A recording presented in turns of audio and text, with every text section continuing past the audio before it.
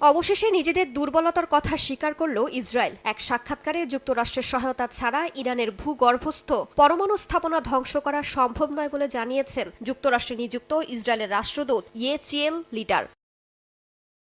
ইরানের অন্যতম গুরুত্বপূর্ণ পারমাণবিক কেন্দ্র ফোর্দো স্থাপনাটি তেহরান থেকে প্রায় ১৬০ কিলোমিটার দক্ষিণে কোম শহরের কাছে অবস্থিত। এটি পাহাড়ের নিচে অনেক গোপনে ও সুরক্ষিত উপায়ে তৈরি হয়েছে, যা ২০০৯ সালে বিশ্বের নজরে আসে। এখানে অন্তত ৩,০০০ সেন্ট্রিফিউজ রাখার ব্যবস্থা আছে, যা ইউরেনিয়ামকে অস্ত্রের জন্য প্রয়োজনীয় মাত্রায় উন্নত করতে পারে। এর সঠিক গভীরতা প্রকাশ করা হয়নি, তবে ধারণা করা হয় এটি ভূপৃষ্ঠ থেকে ৮০ থেকে ৯০ মিটার গভীরে।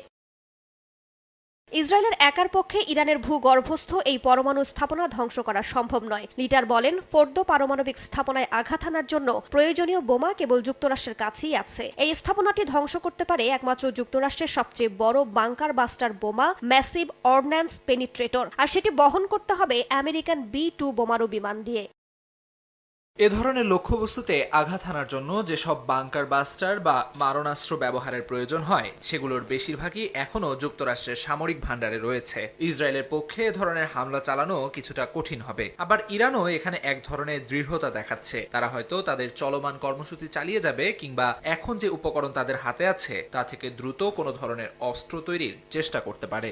বিশ্লেষকরাও এমনটাই বলছেন। এর আগে ওয়াশিংটনের থিঙ্ক ট্যাঙ্ক স্টিমসন সেন্টারের ডিস্টিংগুইশড ফেলো বারবারা স্লেভিন আল জাজিরাকে জানান, ইরানের পারমাণবিক কর্মসূচি ধ্বংস করতে ইসরায়েলের পক্ষে একা সামরিক অভিযান চালানো সম্ভব নয়। এ কাজে যুক্তরাষ্ট্রের সামরিক সম্পৃক্ততা প্রয়োজন।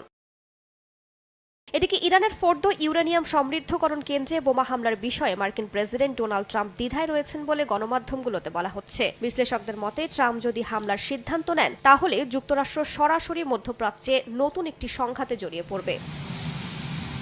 রাইসা জান্নাত, সময় সংবাদ।